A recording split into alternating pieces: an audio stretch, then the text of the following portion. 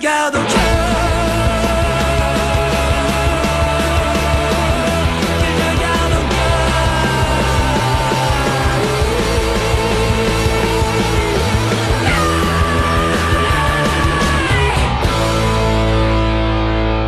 Radio Libertaire, la voix de la fédération anarchiste, sans Dieu, sans maître, sans publicité. Un racaille, là, que je compulse mes grimoires à la 97e. On s'approche de la 100e. De la 100e. Et puis d'un petit quoi, Jean? Ce sera peut-être une bouteille de Cheverny pour la 100e. Voilà. Deux. Une des dernières découvertes onéologiques de notre Jean. Merci beaucoup, Jean. Avec ce matin à la régie, donc, notre camarade Piquet-Cou. Une camarade alternative, un mardi sur deux, mais peut-être que ça va s'améliorer les semaines qui viennent. Avec notre invitée, Agnès, que vous connaissez probablement déjà. Si vous avez une bonne mémoire et si vous nous écoutez régulièrement. Ça c'est déjà un peu plus compliqué. C'est déjà, oui, un peu plus aléatoire. Et puis notre Jean, missionné toujours à l'instruction publique. Salut à tous. Bonjour. Donc, on va attaquer cette 97e par... Oui.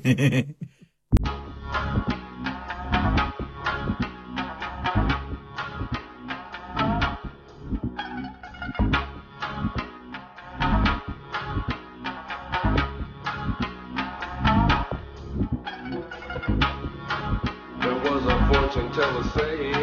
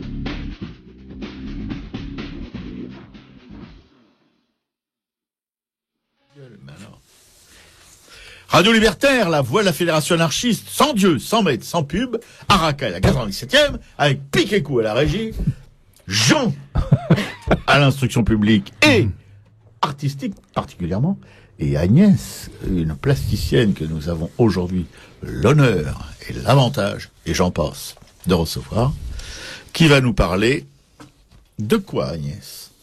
De médiation artistique, très exactement. C'est-à-dire de comment transmettre la pratique de l'art et la passion de l'art, à la fois par l'animation d'ateliers, en montrant des œuvres, en faisant connaître des pratiques sensorielles, c'est-à-dire l'écoute de la musique, et aussi l'intelligence des mains par des gestes de peintre, puisque je suis essentiellement, comme l'avait dit Jean la semaine dernière, artiste peintre, c'est un mot désuet, mais une pratique toujours vivante. Voilà. Bien. Est-ce que tu peux aussi, s'il te plaît, pour les auditeurs qui te découvriraient, parce que je parle pas des anciens qui sont passionnés par cette émission et qui se lèvent le matin très tôt, qui campent devant les studios de la radio, d'ailleurs, pour être vraiment aux premières loges, pour nous voir arriver déjà, pouvoir solliciter de nous.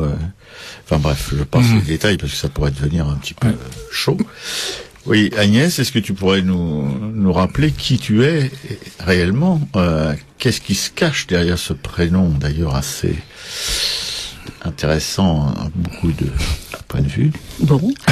Alors, bon, concernant l'étymologie du prénom, ce sera vite vu. Agnos en grec, ça veut dire la pureté, et ensuite en latin, c'est agnus, l'agneau. Donc voilà, quelque chose qu'on trouve aussi dans la peinture sur le plan symbolique.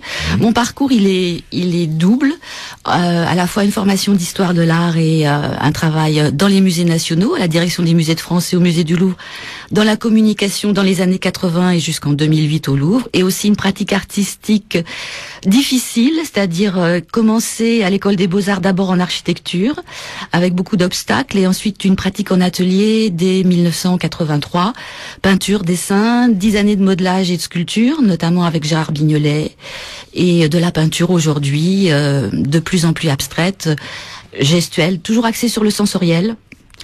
Alors, la mémoire, le geste, toujours se relier à l'ancien pour trouver du nouveau et découvrir quelque chose de soi qu'on ne connaît pas. Voilà, et le transmettre aux autres, essentiel.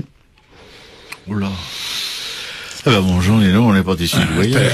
Tu regrettes pas ta question? Non, je regrette pas, surtout le prix que ça nous coûte, tu vois, donc il faut en profiter un maximum. Bon, nous, on trouve pas ça du tout désuet, le terme non, pas du tout. peintre. Non, ouais. On le défend. Surtout quand les peintres sont de ta qualité, Agnès. Bien, Jean. Voilà, j'ai oublié de dire tout à l'heure, tu m'as pris un peu de cours. De cours, ça arrive. Ouais. Rarement, mais ça arrive. Non, je plaisante. Oui, c'est plutôt moi qui c'était Mum, la musique, c'était Mum.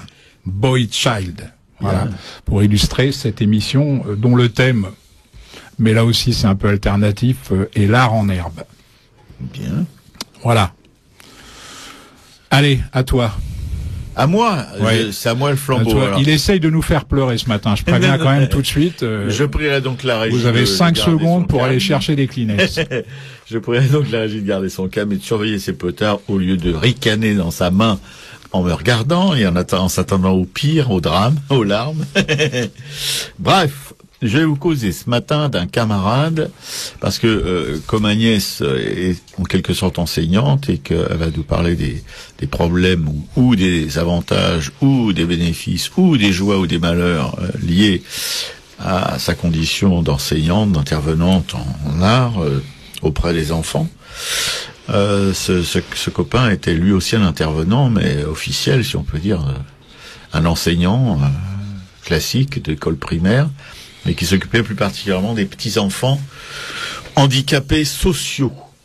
C'est-à-dire des enfants qui avaient des parents qui n'étaient pas tout à fait au top. Ne voyez dans ce commentaire un peu liminaire rien qui se fasse, qui critique ou qui porte un jugement sur ses parents. C'est pas forcément complètement de leur faute s'ils ont abandonné leur gamin. Alors je dis ton blaze, mon François, tu m'en veux pas. Je respire bien ton tocard, Blandin. C'est vrai que Blandin, c'est doux comme un câlin, mon gars. Mon frangin, que j'ai pas encore compris ce qui t'a pris de te foutre à l'eau, dans cet étang pourri en Camargue, de t'y jeter ta dernière tasse pour embrasser la Camarde. Tu voulais être propre pour cette salope? Enfin, j'étais près de toi dans ce petit jardin des Cronies au Bory, pas loin de Mérindol. Tous les copains squattaient cette case de Maccabée. Une guitare s'est gratté les miches, on a poussé une jasante, on a aussi piolé. J'avais une pare-soleil sur le tarbouif, pas la peine de faire rigolbocher le pente. De me voir flaquer des chasses, puis de là où ce que faisait le spectacle de ton adieu aux armes, en matant ta Gers, la Catherine, une blonde, une Nini Monteau-Chasse, une généreuse qui donnait tout sans magne. M'est revenue la souvenance de notre première rencontre, puis toutes les autres depuis, jusqu'à aujourd'hui, que t'es ici. Il y a quelque chose qui pue le ranci, qui a tant de grosses merdes qui prospèrent sur les trottoirs de la République. Députés, sénateurs et ministres sinistres. Mais non, mon camarluche, c'est tes zigues qui a raccroché. Tu pouvais plus supporter cette crasse qui bouffait tous ces minots. T'essayais de sortir des chaudrons de Lucifer, c'est jeter de la vie. Daron cramé par le 3-6, d'abaisse par le pain de fesses. Des chiens tarés. Le petit Pierre avec son corset de fer, t'as été à la baston pour lui, te foutre sur la gueule avec les académies pour 3 thunes, une obole. Pour fabriquer un ordi que le petit puisse taper dessus avec ses coudes, puisque ses paluches pouvaient pas arquer. Je crois que c'est ce truc qui t'a cassé. Le trop-plein fatal, que t'es épanché en te foutant ta belle tête d'ange bannie du ciel dans l'eau originelle. Mon François, mon Blandin, que tu m'as emmené dans des salades que jamais plus je remâcherai. Dans une classe pour jeunes handicapés mentaux, il y avait que toi pour me traîner là. Partager avec ces loupiaux, échanger, présenter, approcher, les sensibiliser à mon taf de barbouilleur d'images. Puis d'autres classes dans la nature, de sensibilisation aussi aux arts plastocs, land art, bagarre de boules de neige et glisse dans la poudreuse. Puis d'autres incursions dans la vie scolaire où j'essayais de témoigner de mon taf d'artiste. Des soirées avec ta guitare sèche, tes chansons. Léonard Cohen, puis au piano pour une sonate ou une nocturne de Chopin. Puis les petits plats de Tamargot, puis le retour de faire ma case dans des eaux parfumées, au travers des garrigues et des bosquets de pins.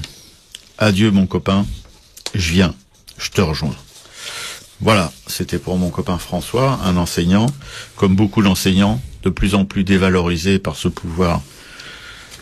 Enfin, avec mon Jean, on manque un peu de qualificatif des fois pour en parler. Des gens qui se défoncent, quoi, au quotidien, pour que des gamins puissent être un peu comme tout le monde, comme les autres, quoi. Voilà. Bon, je te rejoins. Oui. S'il pouvait attendre encore un petit peu. Non, il commence à s'impatienter. Qu'on puisse recommencer à déconner tous les deux. Tu nous le laisses, si tu veux bien, François, hein, François. Ouais, François Blandin. Parce que entre Momo, François et tout, bon, je finis par m'inquiéter un peu quand même. Hein. Ouais. Bon, encore un petit peu, s'il vous plaît. Bon. Pendant que le petit fossoyeur, ce matin, ce sera le petit fossoyeur. Le petit ventilateur devient exceptionnellement, on y retournera rapidement, hein, le petit fossoyeur. Pendant que le petit fossoyeur du Faubourg Saint-Honoré enterre chaque jour un peu plus le service public, le Figaro et le Nouvel Obs publient régulièrement leur classement des lycées méritants. Alors c'est à pleurer, hein, de beauté désincarnée, mais enfin... La vérité, c'est que pendant l'agonie, la vente continue. Alors, je vais vous raconter une belle histoire d'éducation nationale. Hein. PV, on l'appellera PV, comme procès verbal, mais sont ses vraies initiales, en fait, est professeur de technologie attaché au lycée T à Paris. Les cours de cette matière, donc de technologie, hein, ayant été supprimés pour raisons économiques dans ce même lycée, et PV étant trop jeune pour être envoyé en retraite anticipée, hein, il s'occupe, je le dis, il a à peu près 45 ans, un peu moins de 50, il s'occupe avec une compétence louée par tous du parc informatique de son établissement. C'est comme ça que finissent les profs, hein, ils finissent par faire de la maintenance informatique, c'est super, pour des pédagogues, hein. Mais la Sarkozy étant ce qu'elle est, hein, il a été la semaine passée pour une seule journée, déplacé le lundi dans un collège au sein d'une classe, hein, qui n'avait pas eu de cours de technologie depuis le début de l'année. Vraisemblable. Hein, pas de cours de techno depuis le début de l'année. Hein. Je rappelle quand même qu'on est en avril. Début avril. Là, on était Donc en mars, la semaine dernière encore, oui. Voilà, fin mars. Le lendemain, il a fait office de chef des travaux adjoint et de technicien informatique dans un lycée professionnel éloigné.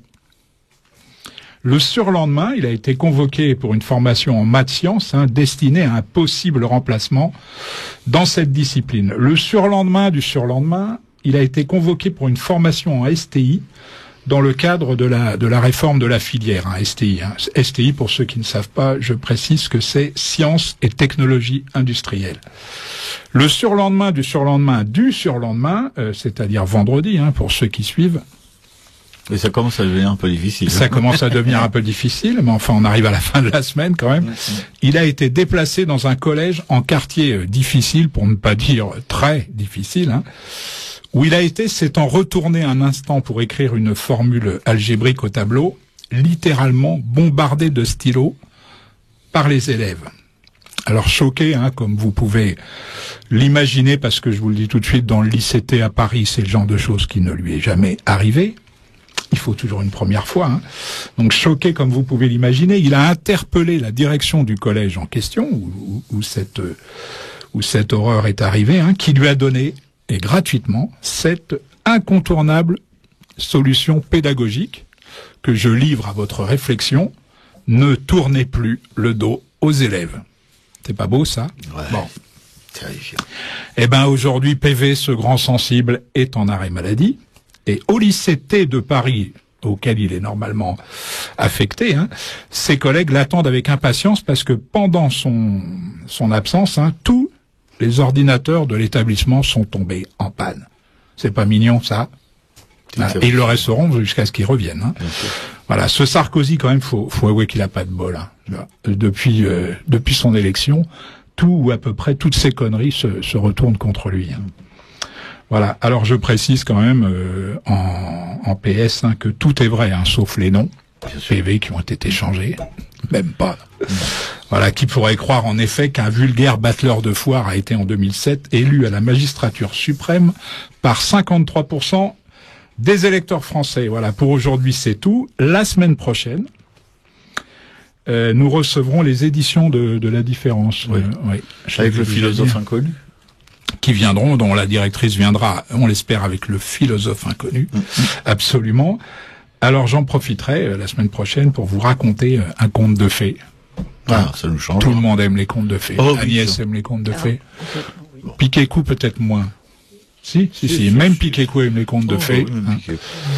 Et je suis sûr que la directrice des éditions de La Différence appréciera ce conte de fées. Voilà. Tout à fait. Merci Jean. Je rappelle, pour mettre un point, pas final, mais un point, en tout cas pour cette émission, à ces problèmes dans l'enseignement, que cette année, l'année 2010, il y a eu plus de 30 suicides dans l'enseignement, l'éducation nationale, c'est comme ça qu'on appelle cette espèce de pouvoir concentrationnaire, là, je crois. Bref, voilà.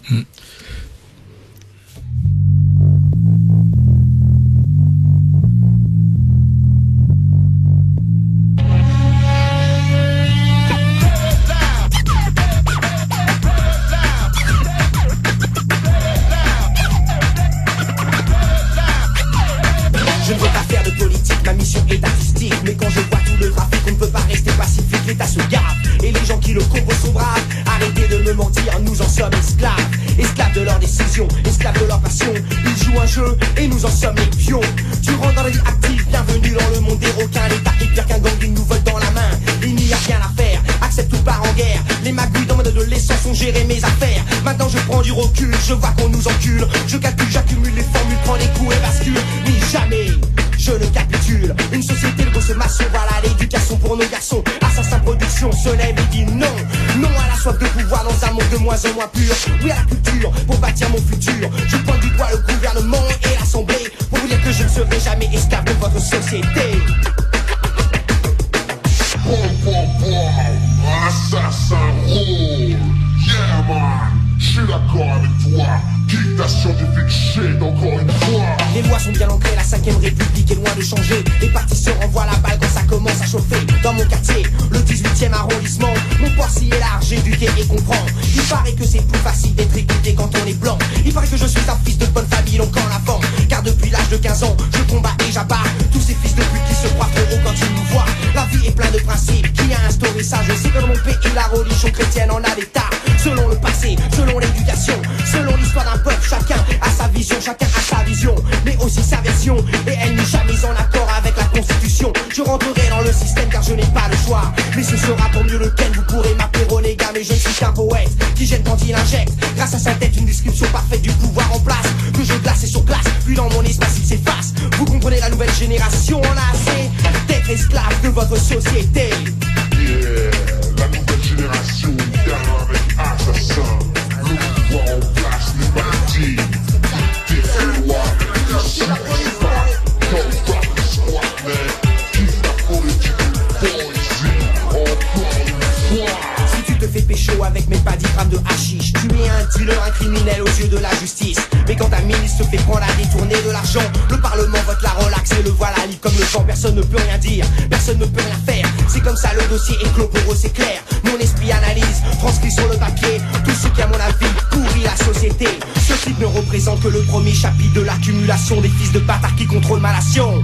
Oui, Assassin Rocking Squad aujourd'hui pousse les portes. NTM Production m'apporte son soutien et m'escorte. Dans ma quête, ils acceptent mon concept pour enfin tenir tête aux dirigeants d'un gouvernement. Oui, nous sommes des troubles faits car la fête est finie. Sérieuse est ma mission quand il s'agit de ma vie. Le pouvoir est légal, mais légal pour qui? Le système tourne dans le sens de mes ennemis. Mais mon style s'y frotte et développe l'antidote contre une politique qui suffoque, donc je la bloque. Et rétorque de ma voix quelque chose de sensé. Je ne serai jamais esclave de votre société.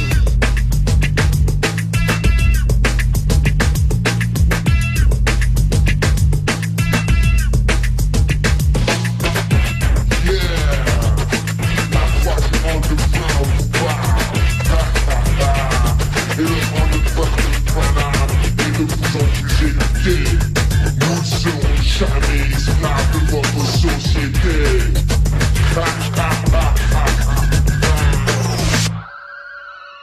Radio Libertaire, la voix de la Fédération anarchiste, surprise, surprise. Sans Dieu, sans maître, sans pub, avec ma camarade Piquécou, que dis-je, notre camarade Piquécou, qui assure la technique, qui est de qualité. Pas comme pour certaines émissions où elle est absente, malheureusement. Avec Jean à l'instruction publique et artistique particulièrement. Et notre invitée Agnès, qui va poursuivre sur son petit business. Non, je plaisante. Sur sa mission très importante qu'elle assume et qu'elle assure dans une banlieue... on peut dire une banlieue pourrie, non? C'est pas une banlieue pourrie. Non, c'est la périphérie de Paris, c'est le bord du périphérique. D'accord. Tu peux exposer sur cette expérience que je vis actuellement. Alors donc je travaille pour une association qui s'appelle Momgan. Il y en a une autre qui s'appelle également Montmartre, qui existe depuis 2001. Momgan, donc qui est située porte de Bagnolet, existe depuis 2009. La proposition de ces associations, c'est d'être un service de garde pour les enfants après l'école et pendant la journée du mercredi. Donc d'aider les familles en support de garde. Le tarif est ajusté au quotient familial, donc c'est ouvert donc très largement.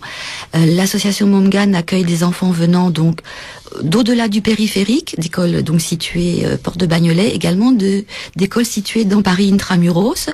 Le projet, c'est donc d'accueillir les enfants et de leur proposer une ouverture culturelle par des ateliers qui soient animés par des artistes professionnels.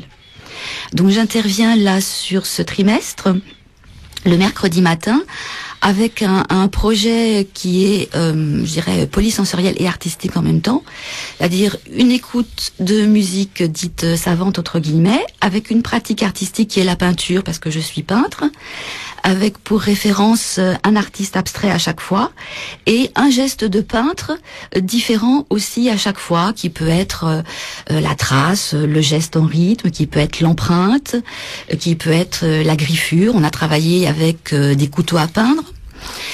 Je pourrais évoquer en fait deux séances qui m'ont particulièrement touchée. une séance dont le peintre de référence était Nicolas de Staël, une séance sur l'ombre et la lumière. Donc j'avais choisi plutôt des tableaux du début plutôt sombres, hein, très en matière, ombre et lumière. L'écoute de musique, c'était l'Orfeo de Monteverdi, donc la première forme musicale qu'on considère comme un opéra, qui avait pour intérêt d'être une sorte de parler-chanter. Et donc de faire travailler les enfants aussi sur le mythe d'Orphée et Eurydice, d'être remonté des enfers considérés comme l'ombre vers la lumière, évidemment avec la difficulté qu'on connaît. Et donc ça a très bien fonctionné en fait. Les enfants ont bien accroché sur l'écoute de la musique, ils ont bien repéré que les voix changeaient suivant le lieu où on se trouvait.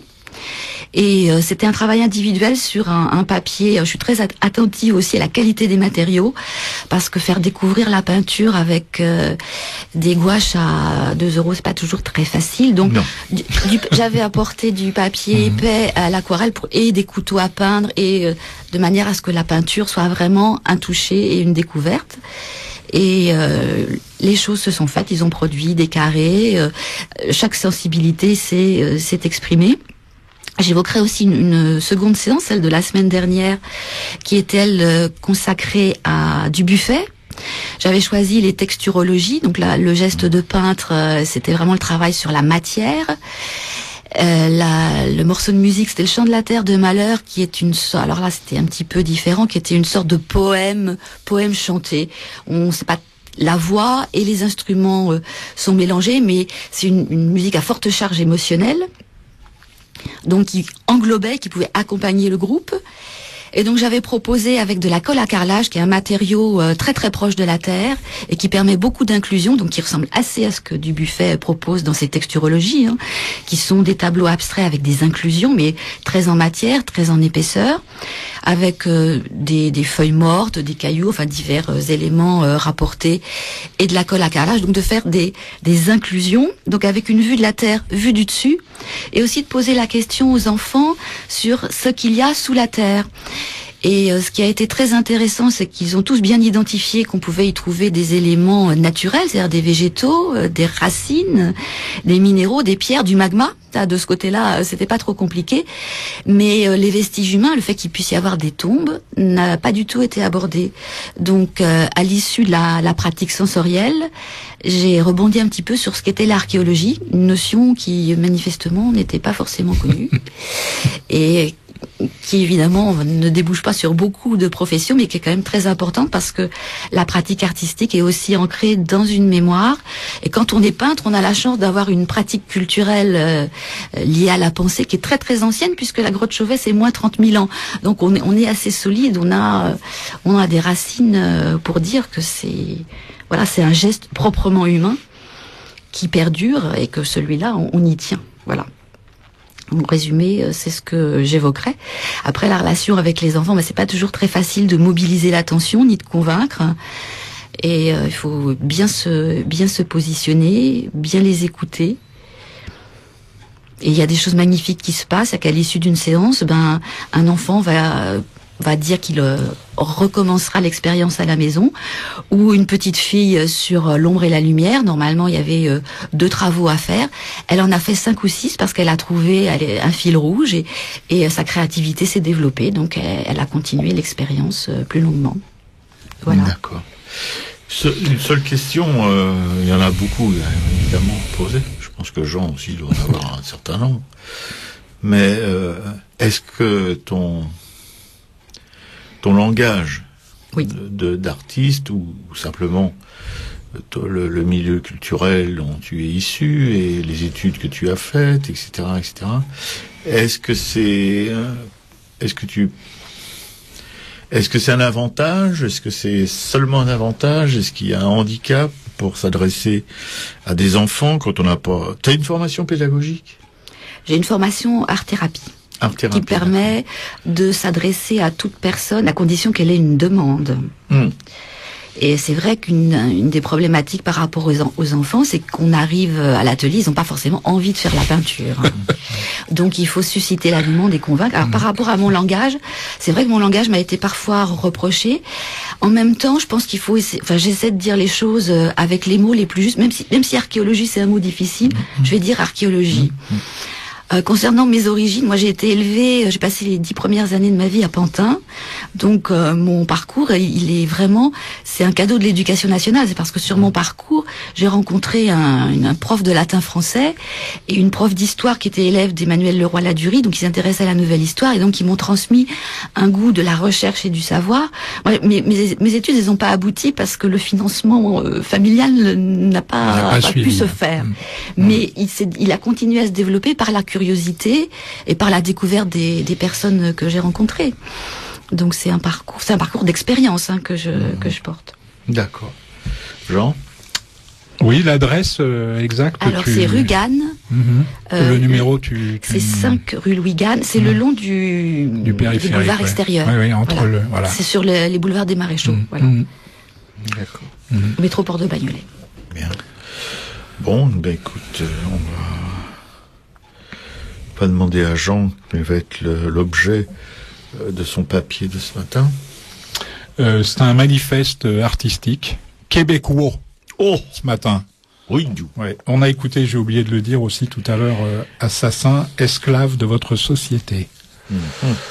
Le papier de ce matin, c'est Refus global par Paul-Émile Borduas. Borduas, c'est 1905-1960. Alors dans ce manifeste artistique, comme je l'ai dit, publié en 1948, le peintre abstrait, Paul-Émile Borduas, qui n'est pas du tout connu dans nos contrées, propose ni plus ni moins que de jeter aux quatre vents les oripeaux conservateurs et les valeurs morales étouffantes de la société québécoise de son temps. Ce texte décapant, pour ne pas dire, parfois même maladroit, mais enfin décapant pour ne pas dire radical, a été co-signé par 7 femmes et à peine plus d'hommes, artistes, mais aussi auteurs, et par un psychiatre, le peintre Jean-Paul Riopel, qui est peut-être le peintre contemporain, enfin il est mort depuis quelques années, mais le peintre contemporain quand même le plus important du Québec, faisait partie de ces co-signataires. Voilà. Rejetons de modestes familles canadiennes françaises. Colonie précipitée dès 1760 dans les murs lisses de la peur. Refuge habituel des vaincus. Là, une première fois abandonnée. L'élite reprend la mer où se vend au plus fort. Elle ne manquera plus de le faire chaque fois qu'une occasion sera belle. Un petit peuple, serré de près aux soutanes restées les seuls dépositaires de la foi, du savoir, de la vérité et de la richesse nationale. Tenu à l'écart de l'évolution universelle de la pensée, pleine de risques et de dangers, éduqué sans mauvaise volonté mais sans contrôle, dans le faux jugement des grands faits de l'histoire quand l'ignorance complète est impraticable. Petit peuple qui malgré tout se multiplie, dans la générosité de la chair, sinon dans celle de l'esprit, au nord de l'immense Amérique au corps sémillant de la jeunesse au cœur d'or, mais à la morale simiesque, envoûtée par le prestige annihilant du souvenir des chefs-d'œuvre d'Europe, dédaigneuse des authentiques créations de ces classes opprimées, notre destin sembla durement fixé.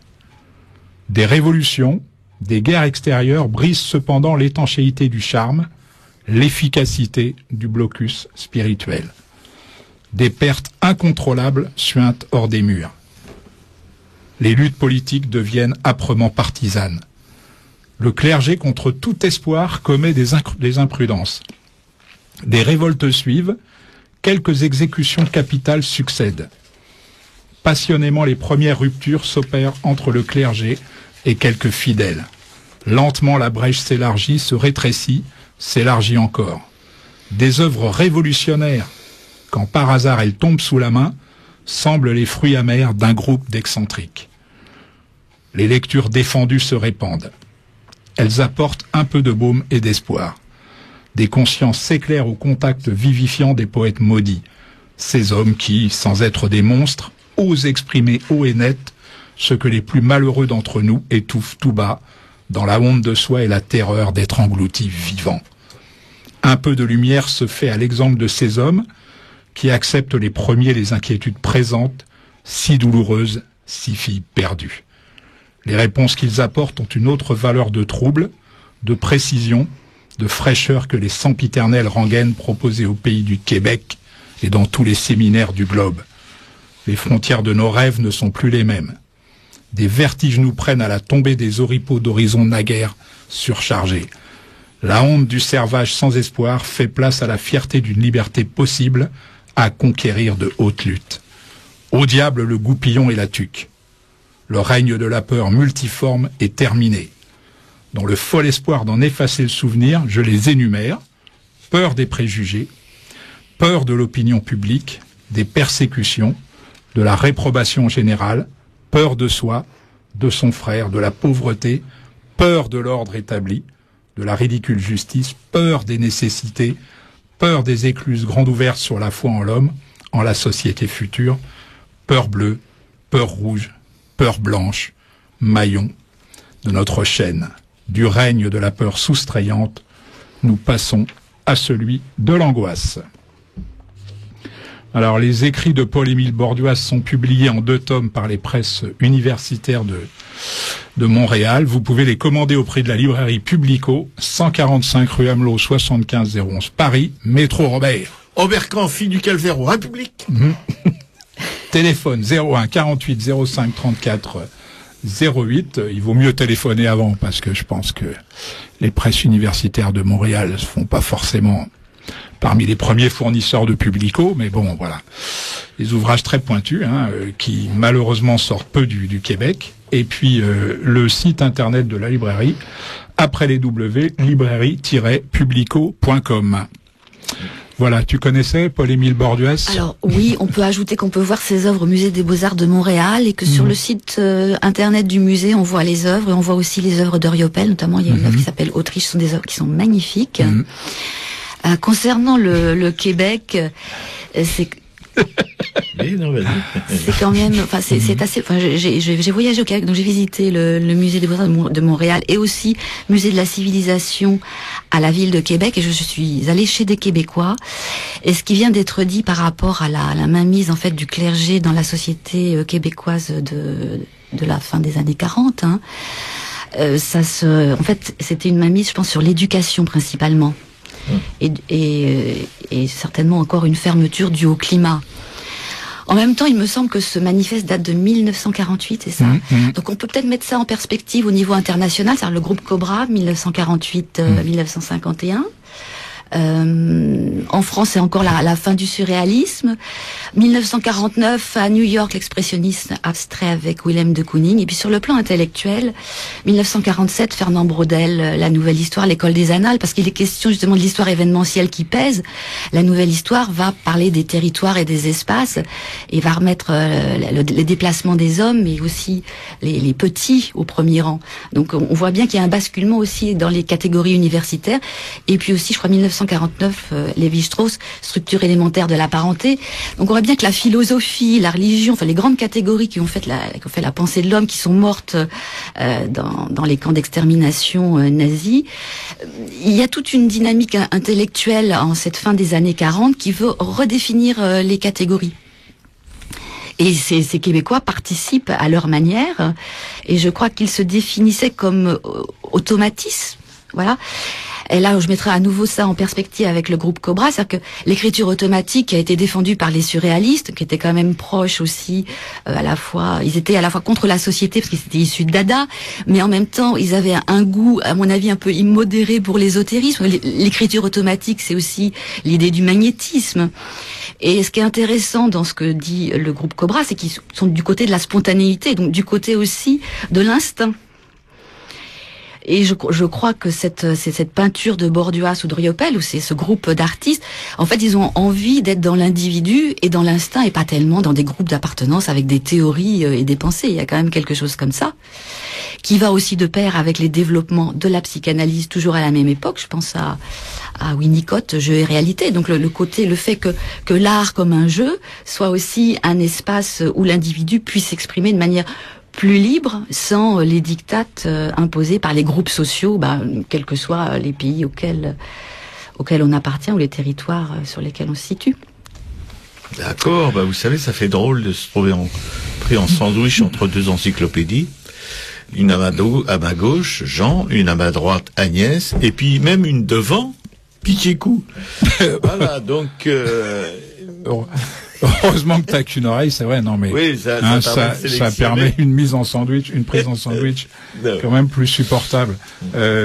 Borduas, il était d'ailleurs très critique vis-à-vis du surréalisme, et notamment de Breton, puisque il considérait justement, tu as parlé d'ésotérisme, que le surréalisme s'en exemptait pas suffisamment, et également aussi qu'il s'exemptait pas suffisamment du catholicisme. Donc reprocher à Breton d'être trop catholique, moi ça m'a toujours... J'aime bien ce Borduas. Oui. Moi aussi, parce que ça suscite vraiment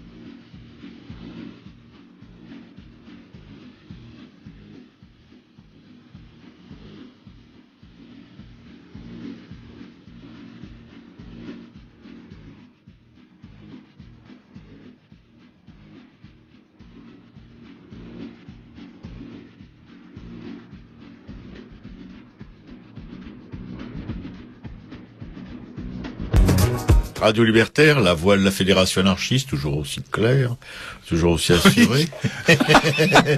Sans Dieu, sans maître, sans plus. Oui, non, je sais, Agnès. Non, ne m'envoie pas un scud tout de suite. J'ai déjà suffisamment qui m'arrête d'en face.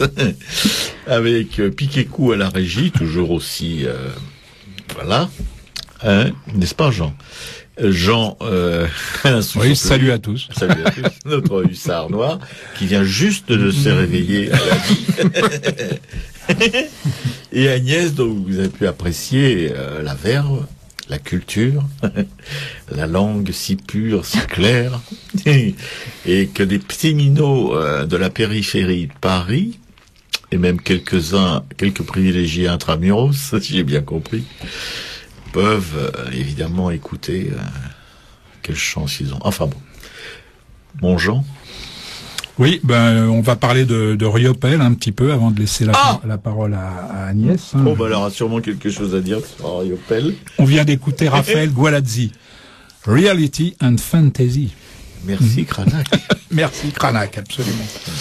Riopelle, je fais un clin d'œil. Riopelle, c'était 1923-2002. Je fais un petit clin d'œil à notre auditeur québécois, qui non seulement est un grand artiste lui aussi, mais qui s'est mis dans l'idée de devenir le plus vieux cancéreux du poumon alors du Québec, c'est en bonne voie.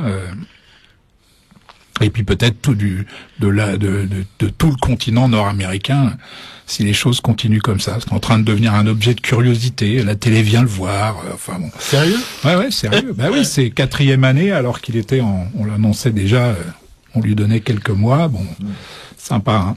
Non, mais je tiens à confirmer que grâce à Jean, nous avons des nouvelles assez régulièrement. Que Jean prend toutes ces choses-là très à cœur. C'est vraiment un bon camarade. Hein. J'aimerais bien en avoir un comme ça. Et puis je lui ai promis, et ça tient toujours, hein, je suis toujours pas remonté dans ma montagne, mais je lui ai promis d'emmener une partie des musiques québécoises qu'il m'envoie régulièrement, et puis de les faire écouter à la montagne la prochaine fois que je grimpe dans les Pyrénées. Ils auront droit à Plume la Traverse. Ah ouais. Je suis sûr que ça va leur faire un drôle d'effet à mes montagnes. Plume la Traverse. Ah oui, Plume la Traverse, c'est génial.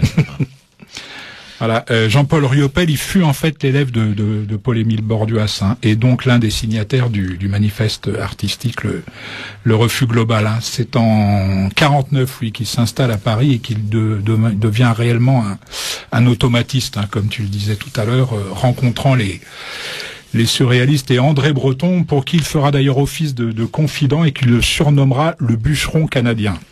Oh, bon. Voilà. Toujours élégant, Breton. Toujours élégant. Toujours réducteur. Toujours réducteur. Oui. C'est moi le chef. Voilà, lui, il était né à Montréal, hein, Riopelle, et ses premières études étaient les mathématiques. Hein. On parlait de Morellet tout à l'heure en aparté. Bon. Riopelle, il découvre en fait la peinture en 1940, lorsqu'un certain nombre de toiles des grands musées européens sont confiées au musée canadien, non pas pour les faire découvrir aux Canadiens, mais pour les mettre à l'abri. Hein. Eh oui, voilà, mais à la limite, pourquoi pas, hein. Tant mieux. Matisse, notamment, l'impressionne vivement. Hein. Il entre à l'école des Beaux-Arts de Montréal et fréquente l'atelier, donc comme je l'ai dit, de Paul-Émile Borduas, qui est le chef de file, hein, des automatistes avec lesquels il expose pour la première fois en 1946. Il sera également à leur côté, hein, l'un des signataires du manifeste surréalisant, parce que au départ, on peut dire ça quand même, hein, du Refus Global, venu dès 1946 à Paris, où il rencontre Brian, Mathieu, Vols, en particulier, qu'on a déjà évoqué dans cette émission. Il s'y installe définitivement en 1948. Alors, admirateur d'André Breton, qui préfacera le catalogue de sa première exposition personnelle, je crois que c'était chez Nina Dosset, hein, à Paris en 1949. Il demeure cependant en marge du surréalisme, hein, dont il n'accepte de reprendre à son compte que l'impulsion, on va dire, non contrôlée de l'automatisme. Voilà, c'est qu'il pratique déjà un expressionnisme abstrait, rayant la toile de grandes traces brutales et emportées. Cet abandon lyrique, j'appelle ça comme ça, hein, cède le pas à l'organisation. Voilà, sur de grands formats, hein, de vastes jeux de fibriles et de plaques en couleur vive écrasées au couteau, où jaillit des fois directement des tubes, hein, évoquant des sous-bois piétinés ou des nuages de diatomées. Il n'entre rien de délibérément imitatif dans cette manière, hein, qui s'efforce de relever de la seule spontanéité du geste. Un sens très sûr de la couleur permet c'est un peu subjectif ce que je dis, mais permet à Riopelle de faire étinceler sa toile par la position de couleur froide, petite touche de bleu, hein, ou de blanc, et puis de l'éclairer au moyen de plages passant par tous les tons de blanc ou de jaune. Par la suite, les formes qu'il suggérera dans son malaxage de la pâte, hein, quoique très fouillées, deviendront plus massives, comme une réminiscence des gouaches entreprises en 1956, et dont la matière, par son opacité, résiste à la subtilité des variations. Il en arrivera même à pratiquer une sorte de paysagisme abstrait, hein. C'est pour ça que je me suis dit j'avais envie de faire un papier sur lui par rapport à ton propre travail, hein, l'évolution de ton propre travail, ma chère Agnès. À vrai dire, il n'y a pas que toi qui peux passer un peu de serrage. T'as vu comme il est tout de suite jaloux, c'est incroyable. En plus, c'est avec sa propre boîte que je le fais, alors je vois vraiment pas où est le problème. Oh, bah, bien sûr, bonjour. Voilà, à vrai dire, hein, Riopelle passe avec une telle facilité d'un médium à l'autre, hein, se livre à des expérimentations dans toutes sortes de directions avec une telle frénésie. Il s'est notamment essayé avec bonheur à la sculpture, hein. Il a aussi exécuté dans les années 67-68 des lithocollages ou lithoscollage, je ne sais pas comment il appelait ça, que l'on ne peut en fait s'étonner de la diversité des résultats, hein, auxquels il parvient. De ces grandes aquarelles ou de ces compositions d'encre de couleur traversées de signes sombres, hein, d'un effet, on va dire, orientalisant, à la série figurative des hiboux qui date, je crois, des années 70, aux variations sur le thème de la ficelle. Ces dernières, inspirées d'un jeu esquimau, en fait, qui consiste à décrire des figures au moyen de ficelles nouées en cercle. Je ne sais pas si vous connaissez ça. Tordent leur large tracé, hein, sur des fonds déroulant des bandes de couleur pure. Je n'ai jamais hésité au moment de faire un tableau, disait Riopelle. S'il y a une hésitation, je ne le fais pas. Pas mal. Bon. J'adhère. On peut tout à fait penser exactement l'inverse, mais c'est pas grave. L'important, c'est de savoir un petit peu où on va. Véhémence du geste non prémédité, énergie et refus des limites sans doute puisées dans les rudes immensités de son pays natal. Ça, c'est un petit clin d'œil à mon pote Denis. Telles sont les données fondamentales d'un art où le goût des matières reste prédominant, hein. Voilà, Riopelle peignait comme il vivait, hein, avec un certain emportement, pour ne pas dire un emportement certain. Voilà, il y a un musée maintenant qui lui est consacré, donc je mets un lien vers ce musée sur le site, sur le blog de l'émission, pardon, http://arakai.blogspot.com. Oui. Merci mon cher Agnès. Bon, on peut peut-être ajouter qu'il a été l'époux de Joan Mitchell, qui est quand même aussi une grande artiste américaine et qui a aussi travaillé le geste et la couleur, hein. Après, pour rebondir par rapport à ce que vient de dire Jean sur l'implication de ce type de peinture, énergie, flux, couleur, etc. Ce côté automatique, en fait, quand on déploie l'espace, peut-être pour faire comprendre, voilà, aux auditeurs, quand on est en face d'une toile blanche, quand on déploie l'espace de la toile et qu'on est dans une peinture dite automatique, il me semble qu'il faut avoir au préalable une certaine maîtrise des couleurs. Il faut bien connaître les outils, un peu comme un musicien qui a ses notes de musique en tête. Et en fait, une fois qu'on a commencé, on est dans le flux.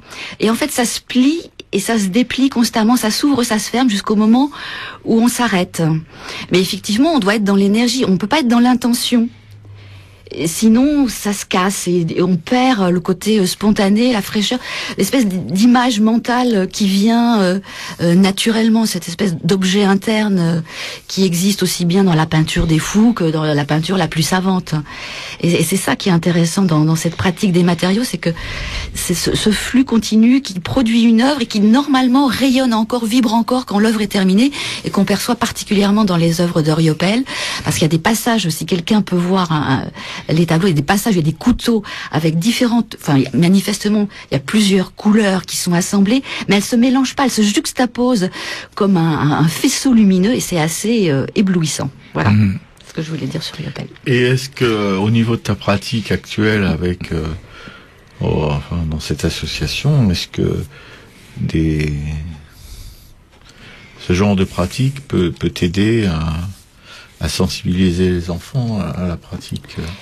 Eh bien, ce genre de pratique demande une certaine concentration, une certaine attention préalable, parce qu'il faut quand même se recentrer vers soi, et il faut un petit peu se couper du monde extérieur, d'où la proposition musicale, qui est une sorte de bulle qui permet une attention particulière à la pratique, et il faut être attiré vers la couleur, faut trouver le geste. Et trouver le geste, ça veut dire oser souvent. Il y a plein. Par ailleurs, j'enseigne l'aquarelle et la peinture de manière tout à fait traditionnelle, et je m'aperçois que les personnes qui viennent avec une demande de réalisation, de pratique artistique, ils ont des gestes, notamment dans le poignet, la rotation du poignet. Or, quand on fait de l'abstraction lyrique pour aller vite, on peut pas faire du petit trait au petit point. Il faut y aller, il faut avoir un corps ouvert. Et en fait, le rapport au corps, c'est ça qu'on doit développer quand on veut faire une peinture de grand format et avec des espaces. C'est l'espace de son propre corps qu'on transcrit sur la toile. Sinon, ça marche pas très bien. Et ça, tu peux le faire, comment dirais-je, faire passer cette espèce d'envie et de faire bouger son corps en travaillant aux enfants. Oui, alors. Sur une deuxième séance, on travaillait sur la percussion de la peinture sur le papier. Donc ceux qui ont bien voulu, on a tourné chacun avec une couleur différente. On a travaillé avec les primaires autour de la surface et avec des petits couteaux en plastique qui étaient comme des couteaux à peindre. Ils ont percuté le papier comme on percute la toile. Et en même temps, on était un peu aussi dans la question identitaire. Donc chacun avait mis son nom et de manière à ce que chacun ait une sorte de territoire. Et ensuite, on percutait avec de la peinture pour trouver des liens et pour créer une œuvre qui ait une énergie, une surface avec la place de chacun. Mais c'est toujours que ça a été un peu compliqué malgré tout. Mais ce côté déplacement, ce investissement physique, il est nécessaire, oui. Et est-ce que tu sais si on peut, est-ce que tu penses qu'il est possible de concevoir un support, donc qu'on pourrait percuter en y apposant de la couleur, et que chaque fois qu'on le percute avec une couleur, qu'il y ait un son qui sorte. Tu vois ce que je veux dire? Alors, sur ces questions-là, je crois que ça a été, je pense à Scriabine, en fait, le musicien qui avait lié la couleur au son. Donc, en fait, je pense que la peinture, c'est silencieux. En même temps, c'est sa qualité. C'est-à-dire, quand on est en face d'un tableau, comme disait Daniel Arras, à un moment le tableau se lève, c'est-à-dire qu'il nous délivre un message, mais qui est un message silencieux. Et je crois que la vibration de la couleur entre très nettement en résonance avec le son, parce que le support c'est aussi c'est la lumière, et la lumière, voilà, c'est l'énergie pure, donc quelque part on y est quand même. C'est-à-dire quelque part la peinture, qui est une sorte de matière, traduit encore quelque chose de très immatériel, en l'occurrence la lumière. Même si aujourd'hui on peut travailler avec des néons, avec l'électricité, etc. Je crois que le tableau, il peut encore traduire ces choses-là. Ouais. D'accord. Bien. Alors, processus du voyage.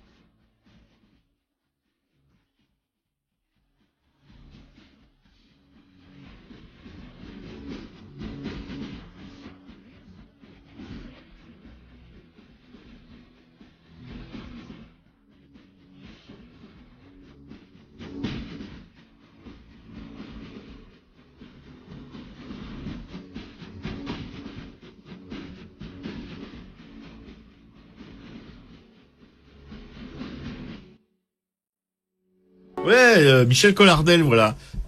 Radio Libertaire, on parlait d'un camarade qui a été éjecté à Marseille et qu'on a fait une dépresse. Non mais franchement, le directeur des arts et traditions populaires qui a été viré comme ce dont va parler Jean maintenant, qu'est-ce que ça concerne, mon Jean? Le musée en herbe. Le musée en herbe qui était aussi au jardin d'acclimatation, comme le rappelait Agnès, comme le rappelait Piquet-Cou, à côté du musée des arts et traditions populaires, viré. À cause du manque de subventions.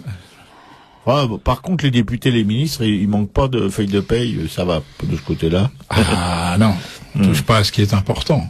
Non, bien important. sûr.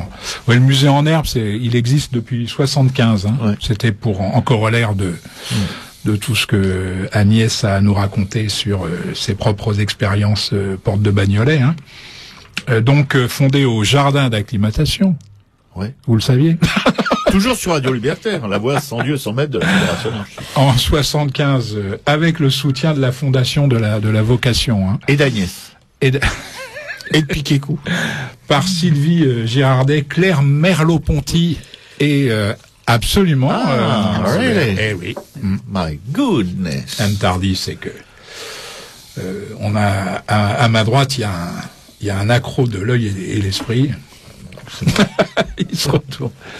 Le musée en herbe apprivoise, on peut dire, la culture en proposant une pédagogie active. Hein, c'est assez simple, hein, adaptée au jeune public, permettre aux enfants d'apprendre en s'amusant. Voilà, telle est l'ambition du musée. Hein. Bien sûr. Alors c'est une histoire d'amour, on peut le définir comme ça, entre l'art et le public. Hein.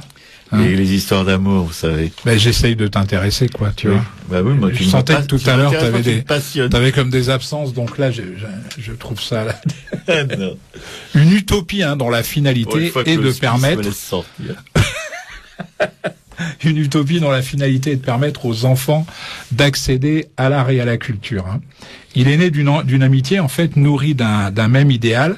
La sensibilité à l'art est facteur d'épanouissement. Bon, aujourd'hui, ça nous paraît évident, mais je rappelle que c'est en 1975 qu'il a été créé. Il faut offrir, en fait, au plus grand nombre le moyen de faire cette découverte avec un brin d'irrespect, beaucoup d'humour, de la tendresse et puis quelques bonnes clés. Voilà, c'est un musée différent, hein, qui présente des expositions jeux sur des thèmes artistiques et civiques, spécialement conçus pour un public familial. Sa pédagogie originale est basée sur le jeu et l'humour et développe la sensibilité, la curiosité et la créativité, hein, de l'enfant. Le musée en herbe reçoit environ 70 000 visiteurs par an. Il est géré par une association loi 1901, reconnue d'intérêt général, subventionnée par la ville de Paris, soutenue ponctuellement, de plus en plus ponctuellement, par l'État, la région Île-de-France, des entreprises privées et aussi des particuliers, hein, il faut le noter. De 86 à 94, l'équipe du musée en herbe a animé puis géré le centre culturel La Halle Saint-Pierre, hein, dans le 18e arrondissement de Paris. Depuis le 1er avril 2008, le musée en herbe a transféré ses activités au cœur de Paris, hein, au 21 rue Hérold, c'est dans le premier arrondissement. Sylvie Girardet et sa joyeuse équipe conçoivent les expositions dont vous êtes les héros, avec le scénographe Norbert Journeau.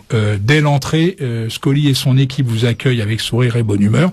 Je vais carrément passer en revue tous les animateurs du musée. Hein. Adeline, Anne et Muriel organisent et animent avec leurs équipes des ateliers originaux, ludiques et pédagogiques, adaptés aux classes comme aux individuels. Et puis Marie-Pierre et Francine vous accueillent à la librairie du Petit Baz Art avec leurs apprentis, hein, dans un univers féerique et lumineux, et vous proposent une large sélection d'ouvrages sur l'art et les loisirs créatifs, hein, pour les enfants. Voilà, dans les bureaux du musée en herbe, une équipe travaille dans l'ombre pour la bonne marche du musée, hein, épaulée par des stagiaires dévoués.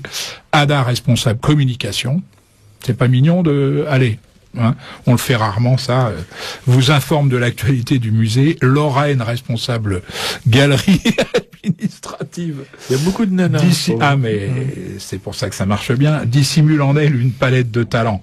Corinne, responsable des partenariats et des subventions, permet de vous proposer des expositions toujours plus folles, plus pédagogiques et plus belles. Il n'y a pas une Robert? Voilà. Je sens qu'il va pas tarder à y en avoir une. Le week-end, le musée change de visage avec Stéphanie, Léa, Sébastien, Laurane, Élodie, Cécile et leurs comparses. Tu vois, il y a un Sébastien quand même qui a réussi à se glisser là-dedans. Oh, il doit être gâté celui-là. Parallèlement, donc tu seras pas forcément obligé de mettre une jupe pour rejoindre l'équipe. Bon, c'est un soulagement pour tout le monde. Parallèlement, le musée en herbe développe des actions de formation et de conseil, ainsi que des animations dans les écoles. Voilà. Les réalisations s'étendent aussi à des musées et à des organismes extérieurs, circuits pédagogiques, jeux de piste, réalisation d'expositions et d'éditions. Je parlerai tout à l'heure un tout petit peu de l'expo qui est en cours actuellement et qui est les hiéroglyphes de Keisaring. Voilà. Merci mon Jean. Sur le blog de l'émission, http://arakai.blogspot.com, vous aurez un lien vers le propre site internet du musée en herbe. Bien, Yes, est-ce que tu as... Alors, par rapport au musée en herbe, effectivement, il a été tout à fait, je crois qu'il est pionnier en matière de médiation artistique. Donc, 1975, 1977, c'est l'ouverture du centre Pompidou avec l'atelier des enfants qui a tout de suite été présent. Donc, la question se posait même pas. Et un peu plus tard, je vais revenir au musée du Louvre parce que c'est un sujet que je connais un tout petit peu. Le premier, les ateliers pour enfants, enfin les ateliers pédagogiques, en fait, n'ont été développés qu'à partir de 1987, au moment de l'ouverture du Grand Louvre, parce que très longtemps, on a pensé que les œuvres parlaient d'elles-mêmes et qu'il n'y avait pas besoin d'outils d'aide à la visite. Donc le premier responsable du service culturel, Jean Gala, philosophe de formation, a été le premier aussi à dire qu'il fallait mettre en culture, qu'en fait ce qu'il proposait, c'était mettre en germination, mettre en culture la découverte des œuvres d'une manière beaucoup plus large et pas seulement uniquement histoire de l'art, mais aussi de manière transdisciplinaire. Et ces ateliers existent toujours et continuent à se développer. Est-ce qu'il y a une corrélation possible entre les pratiques de ces ateliers et la tienne aujourd'hui avec cette association? Alors, je crois que la différence, c'est le musée en herbe ne travaille pas devant les œuvres. Quand on est dans un musée, on travaille devant les œuvres. On n'est pas dans le virtuel. Donc c'est pas tout à fait la même approche. Je pense que, comme disait Nathalie, ce que faisait Nathalie Pradel, c'est-à-dire qu'à la Maison des Arts de Bagneux, elle fait travailler les personnes sur la réflexion sur le processus. La pratique artistique, c'est-à-dire la pratique matérielle, vient en second lieu. Ce que je fais à l'association, moi en tant qu'artiste, en tant que peintre, moi je suis dans la pratique. C'est-à-dire je pars de la pratique pour revenir à la pensée.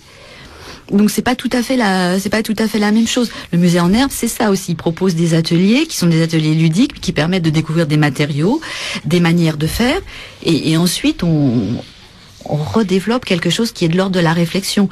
Quand on va dans un musée, on passe d'abord devant des œuvres, et donc on a un premier contact qui est visuel, donc qui est différent, et on reçoit un discours. Donc on a un premier niveau de réception. Ensuite, on va dans l'atelier et on restitue quelque chose de ce qu'on a compris là. Donc c'est deux démarches différentes et complémentaires. Alors évidemment, ça je le dis surtout des musées anciens, où les clés de compréhension des œuvres sont quand même peut-être moins évidentes qu'au centre Pompidou, où la pratique du faire va être peut-être plus liée ou plus proche de nous, proche de nos mentalités. Mais en même temps, ces histoires d'ateliers, comme je le disais tout à l'heure, dans un monde où on pense qu'on peut tout apprendre ou tout regarder sur Internet, voir un tableau sur Internet, c'est-à-dire derrière avec un écran où il y a une lumière, et enfin surtout pour un tableau où la lumière est supposée venir de l'extérieur et non pas de l'intérieur.